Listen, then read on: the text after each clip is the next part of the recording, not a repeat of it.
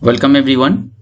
In today's class we will learn the solvent system concept, and this is basically one of the most important part in this acid-base theory.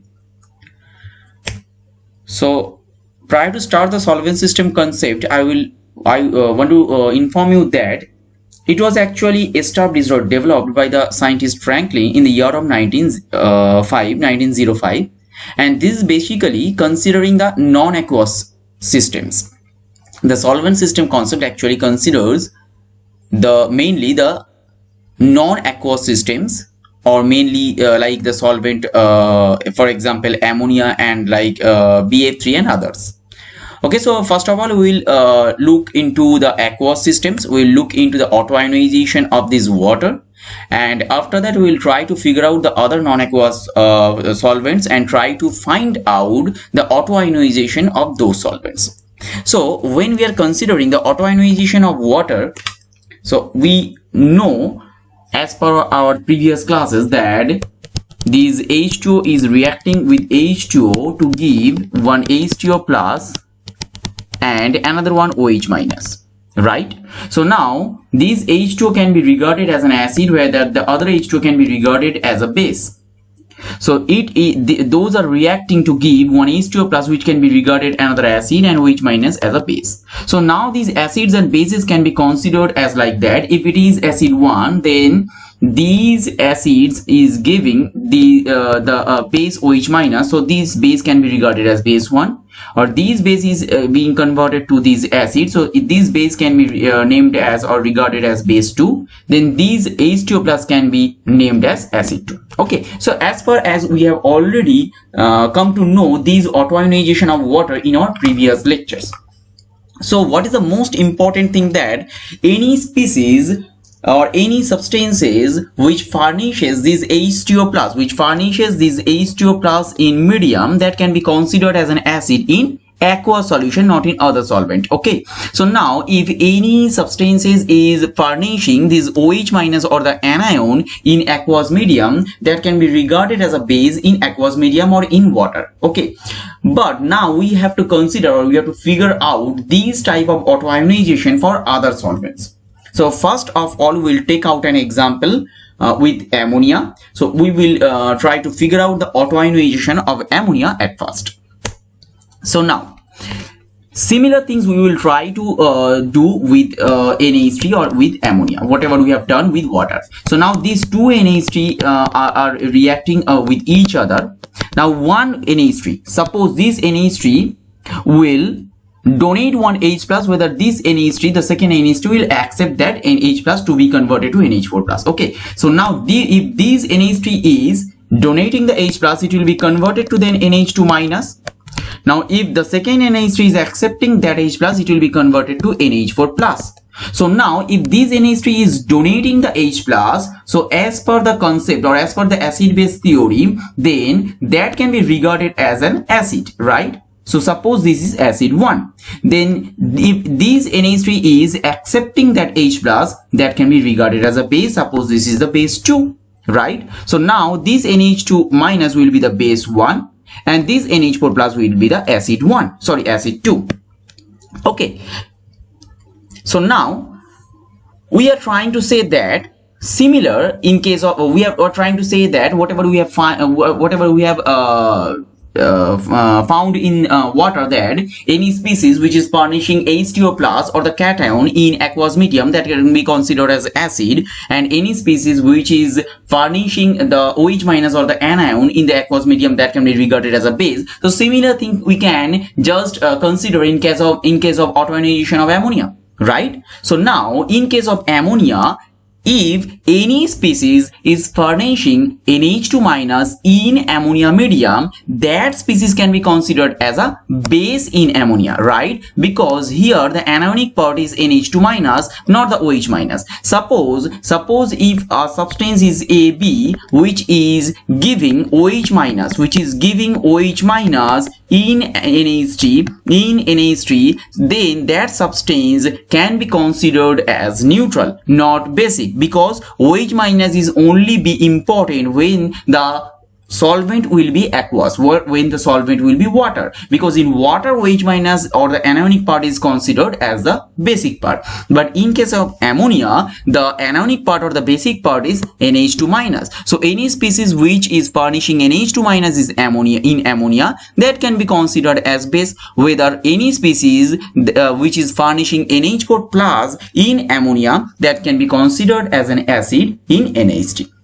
So we will try to figure out this thing with the application of several examples. So first of all, these are the acids in liquid ammonia. We are not telling these are the acids in general term. We are telling that these are the acids only in liquid ammonia. We are not telling in other solvents. Why these are the acids? Because NH4Cl will be dissociated to give NH4 plus Cl minus. So it is furnishing NH4 plus in the medium. Again, when NH4NO3 will be dissociated, it will give NH4 plus and NO3 minus. So again it is furnishing the cationic part or the NH4 plus. And again, if NH4 whole to SO4 is undergo dissociation, it will give NH4 plus and SO4 2 minus. So in all these three cases, the positive charge cation is NH4 plus, which is the cationic part of the autoionization of ammonia. So basically, as it is furnishing NH4 plus ion or the cation NH4 plus,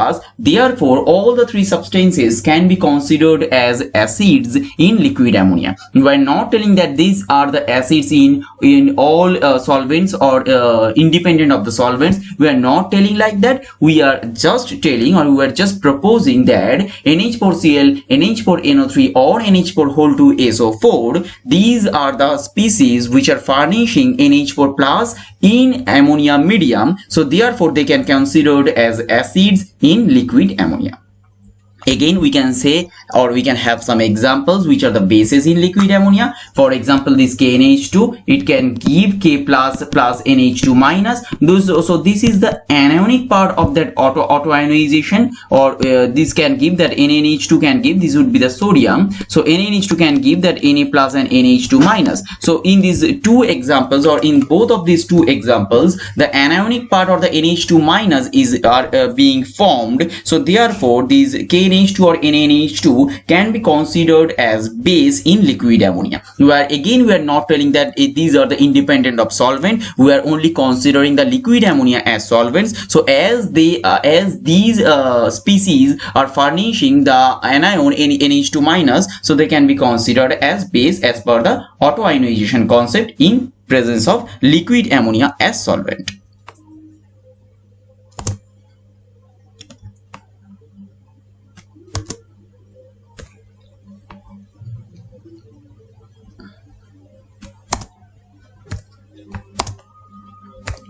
Okay, so we will move further. We will have some neutralization reaction in liquid ammonia. So what are the neutralization reaction? Neutralization reaction means that we can have some examples of some reactions which we can have in water medium. Say for example, this ACl is reacting with NaOH in aqueous medium to give NaCl, which is actually the salt, and then water. So basically what is happening? Happening means that this H plus ion and these OH minus ions are reacting with each other to be converted into water. So this is the basic reaction of neutralization reaction in water. So what would be the basic reaction in neutralization reaction of liquid ammonia? So in case of liquid ammonia, the cationic part is NH4 plus, right, and the anionic part is NH2 minus. So these should react with each other to give the ammonia molecules, right? So this is the basic neutralization reaction in case of liquid ammonia, because in case of water actually the cationic part is H plus and the anionic part is OH minus.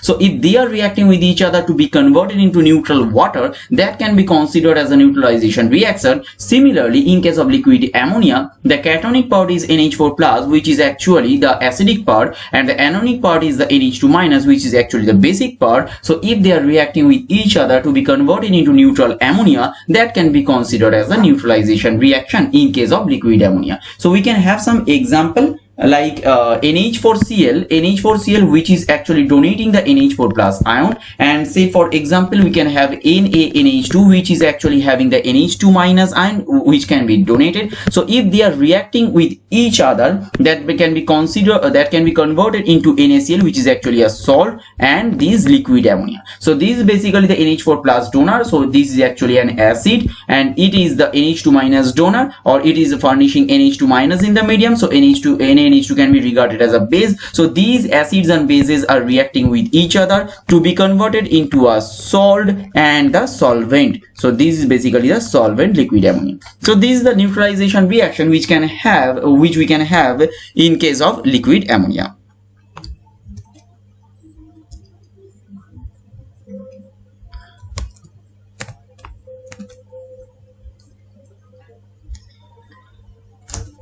Okay, so we'll move some generalized acids and bases in solvent system concept. So as per the solvent system concept, you can say that an acid is a solute that gives the cationic characteristics of the solvent. So for example, if the solvent is water, so if substance or if a solute that gives the H2O plus in that medium, that can be regarded as acid. If the solvent is ammonia, if the solute is giving NH4 plus or furnishes NH4 plus in the medium, that can be regarded as acid. So an acid, so we can say that an acid is basically is a solute that gives the cationic characteristic of the solvent. Similarly, a base is a solute that furnishes the anionic characteristic of the solvent. Say for example, if the medium is water and if the solute is furnishing a OH minus in the medium, that can be considered as a base. Or if the medium or if the solvent is ammonia and the solute is furnishing NH2 minus in that medium,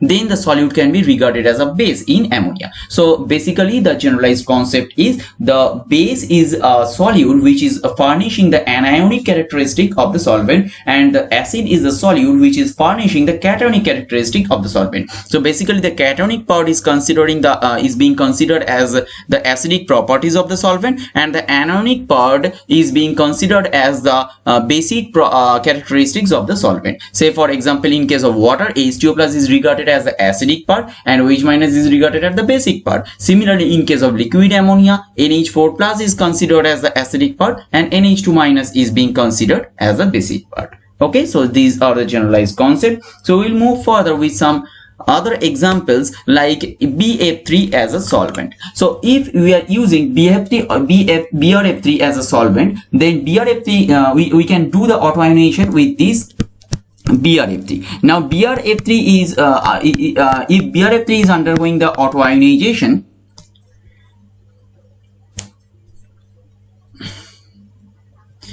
if BRF3 is undergoing autoionization, then suppose one BRF3 will donate one F minus ion and another BRF3 will accept that F minus ion. So what is happening that if this BRF3, if the left BRF3 is donating the F minus ion, then it will be converted into BRF2 plus. BRF2 plus, right? And if this BRF3 is accepting that F minus ion, then it can be converted into BRF4 minus. So which is the acidic part and which is the basic part? This is the cationic part, so definitely this would have the acidic property or acidic characteristics, so this would be the acidic part, and BRF4 minus is the anionic part or the anion, so this would have the basic properties or the basic characteristics of the solvent. So now if this BRF3 is donating the F minus ion, so it is donating the negative charge, so therefore this would be the base, and this BRF3 is accepting that F minus, so this would be the acid. So you can name these as acid 1 base 2 and acid 2 base 1 as per our previous concept which you have already discussed in the earlier slides. So after all, we have already come to know that BRF2 is being the sole cation which is having the acidic property, and BRF4 minus is that anion which is having the basic property when we are considering BRF3 as solvent. So now we will have some examples with some species which can act as acids in BRF3 solvent. Suppose we are having SBF5. Okay, suppose we are having SBF5. Now these SBF5 can react with this BrF3 to accept one F minus ion, which we have already seen this type of reactions when SbF5 is reacting with HF, and then SbF5 is being converted to SbF6 minus, and it was named as the superacids. So similarly, in case of SbF5, when it is reacting with BrF3, it can again accept one F minus ion to be converted into SbF6 minus, because it is a very stable complex. So what is the actual reaction, or what is the complete reaction? So now SbF5 plus BrF3, then if this BrF3 is donating one F minus ion, then it will be converted into BrF2 plus, and the rest part would be SbF6 minus. So now in this reaction, it is furnishing BrF2 plus in the medium. So as it is furnishing BrF2 plus in the medium, so you can consider SbF5 as an acid in case of BrF3 solvent. So when SbF5 is reacting with BrF3, it will furnish BrF2 plus as a cation. So therefore it will be regarded as an acid in BrF3 solvent. Again, we can have some examples of base in BrF3 solvent.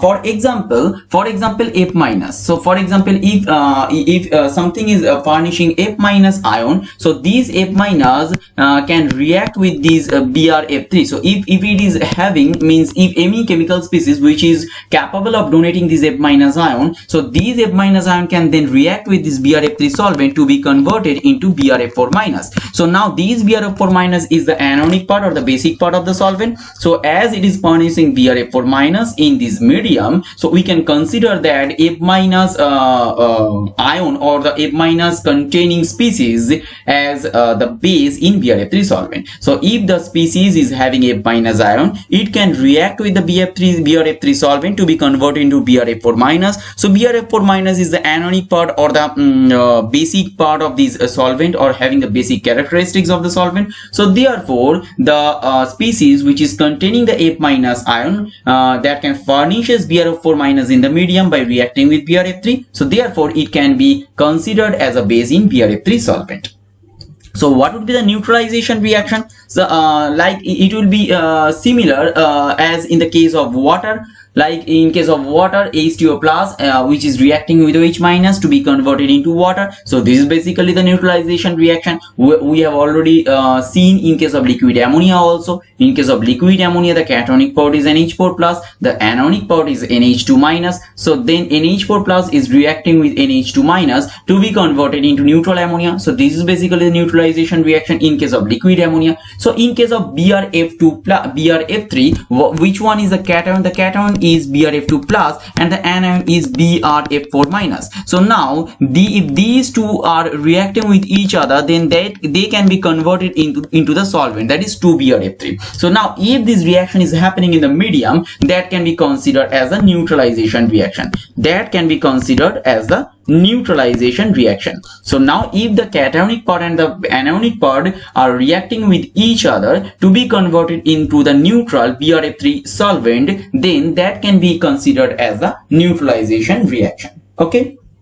So we'll move further with another solvent, say for example COCl2. Now if COCl2 is acting as a solvent, then we can have again the autoionization of COCl2, or we can apply the autoionization concept on COCl2. Now if you are applying autoionization concept, suppose this COCl2 is donating one Cl minus ion, and this COCl2, the next right hand side COCl2 is accepting that Cl minus ion. Now this left CSO, if the left COCl2 is donating one Cl minus ion, that can be considered into COCl plus. So if the right hand COCl2 is accepting that Cl minus ion, that can be converted into COCl3 minus. So now the left one can be considered as a base. Why? Because it is donating the negative charge ion, and the right hand side can be considered as an acid because it is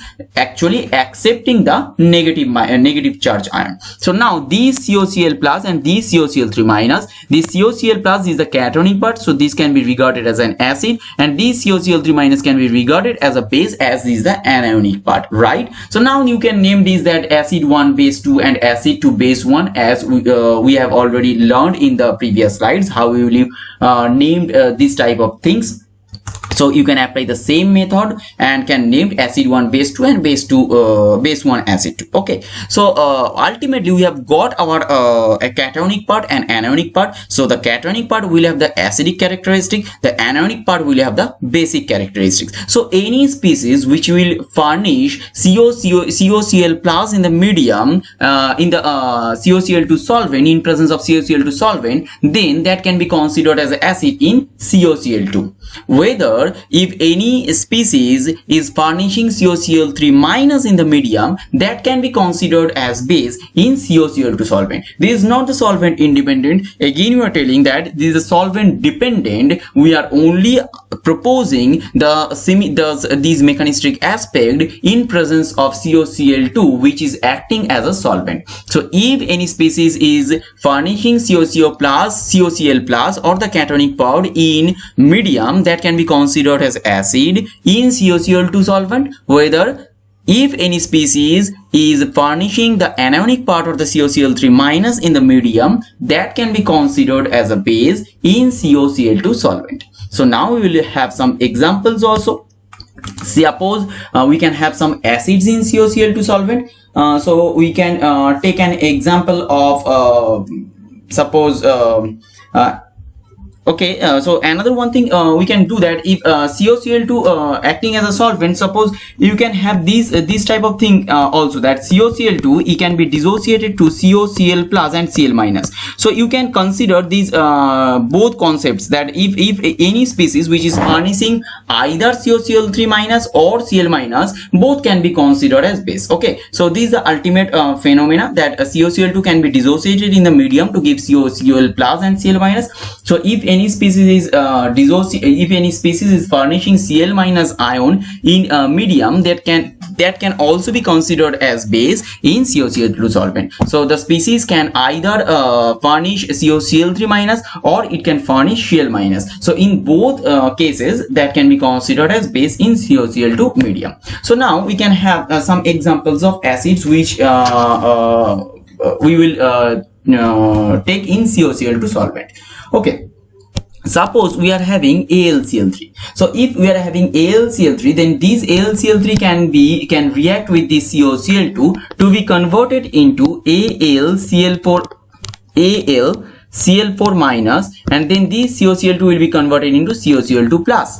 Okay, so now this AlCl3 upon reaction with COCl2 is furnishing this cationic part or COCl2 plus. So therefore AlCl3 can be considered as an acid in COCl2 solvent. We're not asking that these are actually acid in any solvent or these solvent independent. This is actually solvent dependent. AlCl3 is behaving as an acid in presence of COCl2 solvent. Okay, again we can have some example of base also. For example, we can have CaCl2, which is actually which can dissociate into Ca2 plus and 2Cl minus. So we have already told that if any species which is furnishing either Cl minus or COCl3 minus, both can be considered as base as per this concept in COCl2 solvent. So as it is furnishing, or as CaCl2 or calcium chloride is furnishing Cl minus ion in the medium, that can be considered as base in COCl2 solvent. So we can have some neutralization reaction again in this case. So here the neutralization reaction will be that the cationic part and the anionic part, which are combining with each other to be converted into the neutral solvent. Okay, so this is basically the ultimate neutralization reaction. So we can have an example of also that COCl plus AlCl4 minus, which we have already took from our previous slides, plus CaCl2. So this is basically, see that these complex is having the ability to donate the cationic part, and these complex these species, that calcium chloride is having the ability to donate the anionic part. So both this cationic and anionic part, so these are having the 2 chloride, so but here the cationic part is having only 1 cation, so therefore we should have these 2 COCl plus and AlCl4 minus, which can react with 1 mole of calcium chloride to be converted into that 2 COCl2 and then CaAlCl4 whole 2. Okay, so this is basically the salt and this is basically the solvent. So now this cationic part and this anionic part are reacting with each other to be converted into the solvent. So this is basically the neutralization reaction. So the neutralization reaction is ultimately the cationic part and the anionic part will react with each other to be converted into neutral solvent, and we can have some examples like in this case. Okay, so we will move further. But prior to that, I want to mention that these solvent system concept have a huge application. Why? Because as per this concept, the most of the solvents can be considered in this acid-base theory. Okay, so almost 99% solvents can be considered as per this theory with respect to this acid-base system, and each solvent may be looked upon and giving rise to an acid-base system of its own, but it has some problem also. Why? Because if any substance is having some inherent acidic or basic character independent of that is independent of a solvent, then these theory can fail sometime. So I want to tell that as per the definition, it fails to consider the inherent acidic or basic property of a substance which is actually independent of a solvent, and basically and also it emphasizes the autoionization of the solvent in most of the cases. So therefore it is also a limitation. Okay, so there are some these type of disadvantages or some limitations of these acid-base theory, but it has a huge application or a huge benefit that almost every solvent may be looked upon and giving rise to an acid-base system of its own, right? Because without this theory, you cannot imagine whether a species will behave as an acid or a base in a particular solvent. Actually, we have a generalized look only in aqueous medium so far, but as per this theory, we can enhance our ideology to just have some examples of different acids and bases in a different non-aqueous solvent. Okay, so these are the basic advantages of these solvent system concept.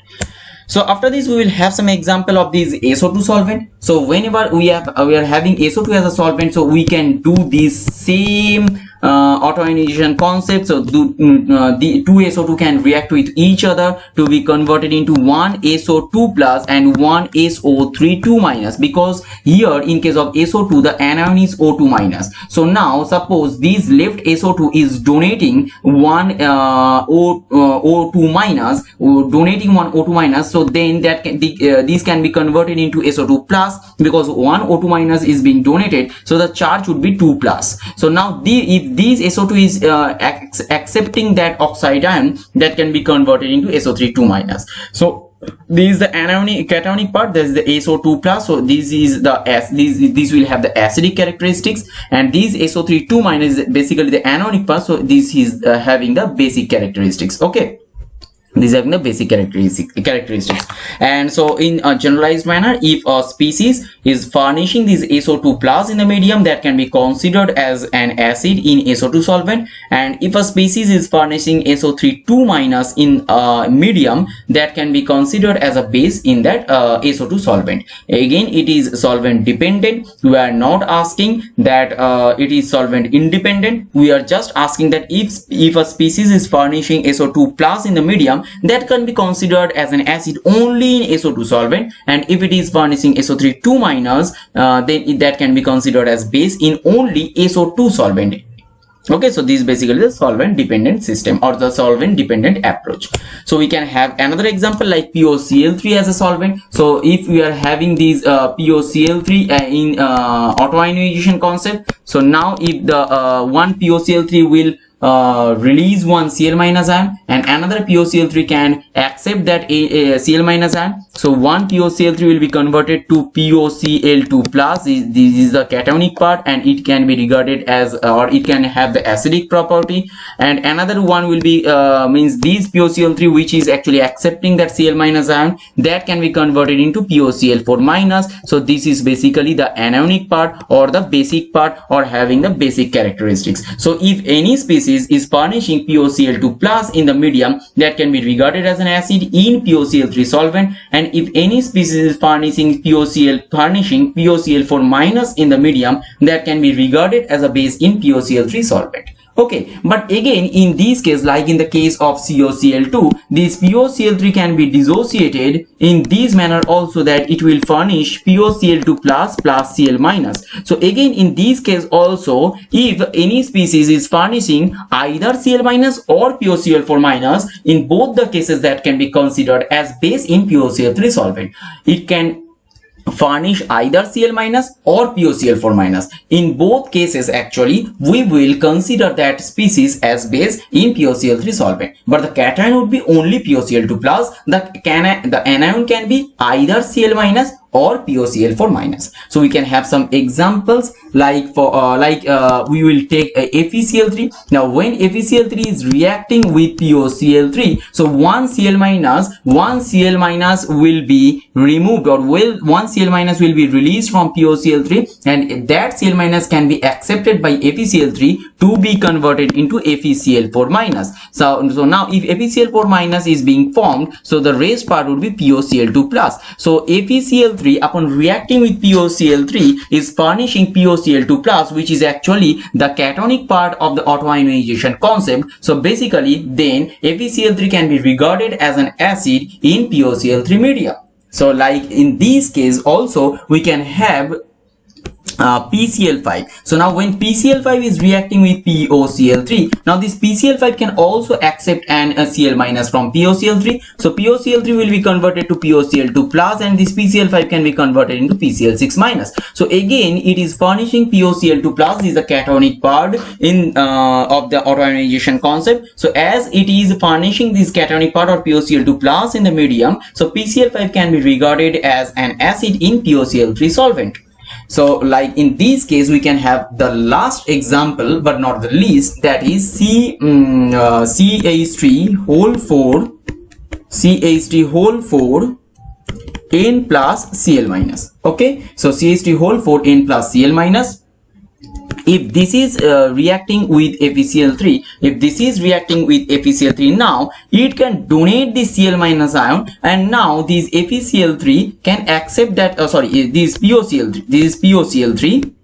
So now these CH3 whole 4 N plus Cl minus can donate this Cl minus ion or can remove this Cl minus ion, and these POCl3 can accept that Cl minus ion. Then we can have CH3 whole 4 N plus and POCl4 minus. So now it is furnishing this POCl4 minus or the anionic part in the medium. So therefore CH3 whole 4 N plus Cl minus can be regarded as a base in POCl3 solvent. So these are the basic examples of POCl3 solvent or some substances which is acting as base or acids in POCl3 solvent.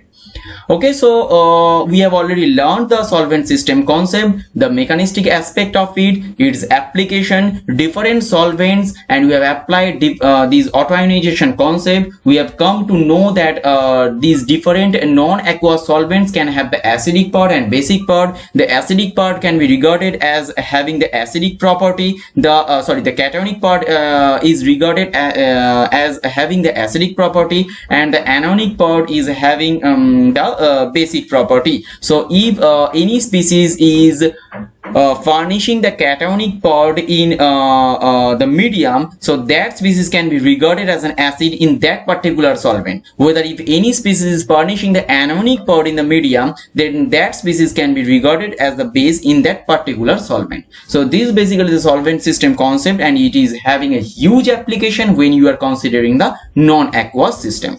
Okay, so far so good. In the next class actually we will look into the leveling effect. So till then, if you have any doubt regarding this class, you can contact us at NS Institute through the website www.nsinsti.com, or you can drop a mail at nsinsti@gmail.com, or you can call us, message or WhatsApp us directly in the given number. Okay, so thank you and see you in the next class.